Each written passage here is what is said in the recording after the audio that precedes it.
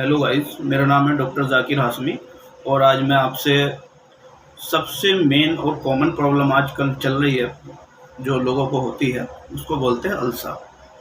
Ulcer तो सबसे पहले गैस्ट्राइटिस होता है। गैस्ट्राइटिस क्या होता है? जो हमारा स्टमक होता है उसकी अंदर की जो लेयर होती है उस पर सूजन का आ जाना, उसको हम गैस्ट्राइटिस बोलते हैं। और गैस्ट्राइटिस जब किसी को पेशेंट को बार बार या लंबे टाइम तक चलता है तो वो अल्सर का रूप ले लेता है, जिसे हम गैस्ट्रिक अल्सर बोलते हैं। तो अल्सर होने की वजह क्या है और अल्सर होता कैसे है?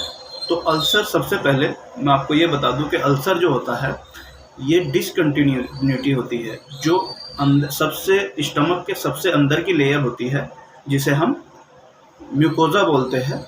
म्यूकोजा पे अगर स्वेलिंग आ जाएगी तो उसे गैस्ट्राइटिस बोलेंगे। अगर म्यूकोजा के अंदर छोटे छोटे जख्म बन जाएंगे जिसे डिसकंटिन्यूस, यानी वहाँ से वो ब्रेक डाउन हो जाएगा इसका म्यूकोसा का, तो ब्रेक डाउन अगर हो जाएगी म्यूकोसा तो वहाँ अल्सर, उसको हम अल्सर बोलते हैं। तो अल्सर होता किस वजह से? सबसे पहले इसमें दो फैक्टर, इसको डिफेंसिव फैक्टर जो बचाते हैं, अल्सर होने से बचाते हैं, और दूसरे फैक्टर होते हैं एग्रीगेसिव। एग्रीगेसिव जो अल्सर को, जिसकी वजह से अल्सर होता है। तो यहाँ दो फैक्टर ही मुख्य काम करते हैं। सबसे पहले एग्रेसिव फैक्टर का बढ़ जाना और डिफेंसिव फैक्टर का कम हो जाना, यानी जो डिफेंस करने वाले थे लोग वह तो कम हो गए और जो मारने वाले थे वो ज़्यादा हो गए, तो आदमी मर जाएगा। यानी एक तरह से जो सेना थी जो बचाने वाली थी वो तो कम हो गई डिफेंस, और जो एग्रेसिव था जो मारने वाला था वो ज़्यादा हो गया, तो उस वहाँ अल्सर कोज हो जाएगा। तो ऐसे फैक्टर जो एग्रेसिव, यानी जो उसको कोज करने के लिए जिम्मेदार होते हैं, उसमें क्या आता है? सबसे पहले एच पाइलोरी नाम का एक बैक्टीरिया होता है जो अल्सर कोज करता है, उसका इन्फेक्शन हो जाता है ओरल म्यूकोस, जो इसकी म्यूकोसा होती है वहाँ अल्सर कोज करता है। दूसरी चीज़ एनसेड्स, जो हम पेन किलर खाते हैं मुख्य से, तो मेनली पेन किलर खाते हैं लोग, तो पेन किलर खाने की वजह से लंबे टाइम जो लोग पेन किलर खाते हैं वो गैस्ट्राइटिस में बदलता है और गैस्ट्राइटिस के बाद अल्सर का रूप ले लेता है। HCl का हाइपर सिक्रेशन, यानी किसी वजह से जो हमारा HCl है उसका सिक्रेशन ज़्यादा हो जाए। और ये किस किस वजह से सिक्रेशन ज़्यादा होता है वो मैं आगे बताऊंगा, लेकिन अभी मैं आपको ये बता रहा हूँ, अगर HCl का सिक्रेशन बढ़ गया तो भी अल्सर कोज होता है। चौथी चीज़ है स्मोकिंग। स्मोकिंग, अगर कोई पेशेंट लगातार स्मोकिंग करता है तो उससे भी अल्सर कोज होता है। पांचवी चीज़ है पेप्सिन।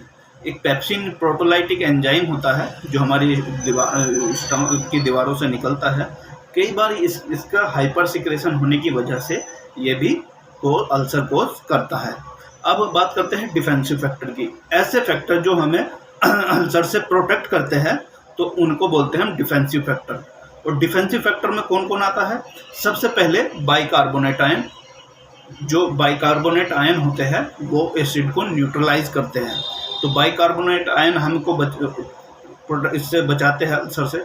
दूसरा जो होता है, जो हमारे अंदर की म्यूकोसा है उस पर म्यूकोसा पे म्यूकस की लाइनिंग, यानी म्यूकोस की कवरिंग चढ़ाई जाती है। जैसे हम दीवार पे किसी तरह का प्लास्टिक तरह से म्यूकोजा पाई जाती है, म्यूकोजा जो उसकी लेयर बना देती है पतली सी, जिससे जो एसिड्स वगैरह है वो उस पर इन्फेक्शन, एसिड या हमारी जो म्यूकोस लेयर को है वो डैमेज नहीं कर पाता या इन्फेक्शन नहीं कर पाता। तो डिफेंसिव फैक्टर में म्यूकस हो गई और म्यूकस लेयर हो गई, और एक चीज़ हो गई बाइकार्बोनेट आयन। और ब्लड फ्लो, जो हमारा ब्लड फ्लो है उस ब्लड फ्लो के थ्रू, यानी अगर कभी हमारा ब्लड फ्लो, हमारी जो स्टमक की लेयर है उनमें ब्लड फ्लो कम हो जाएगा तो वहाँ स्टीमिया हो जाएगा। स्टीमिया से नेक्रोसिस होता है, नेक्रोसिस से अल्सर बनते हैं। तो हमारा ब्लड फ्लो भी उसमें मेंटेन होना चाहिए। अगर ब्लड फ्लो कम है तो भी प्रॉब्लम होती है। फिर एक होता है प्रोस्टाग्लैंडिन। प्रोस्टाग्लैंडिन भी हमें पेप्टिक अल्सर से बचाता है। तो ये हमारे एग्रीगेसिव और डिफेंसिव फैक्टर है। आगे मैं बात करूंगा, तो अभी हाँ कॉमन सी बात करते हैं हम, जो सबसे ज़्यादा ये मैन आदमियों में होता है, और ये डोडोनल अल्सर कॉमन है 30 से 55 की एज में। डोडोनल अल्सर कॉमन है 30 से 55 की एज में। और जो हमारे जो गैस्ट्रिक अल्सर है तो ये मेनली कॉमन है 55 से 70 की एज तक। तो ये हमारे मेन मेन वो हो गए। आगे मैं डिटेल में बात करूँगा एटियोलॉजिकल फैक्टर की, उसमें आगे हम देखते हैं।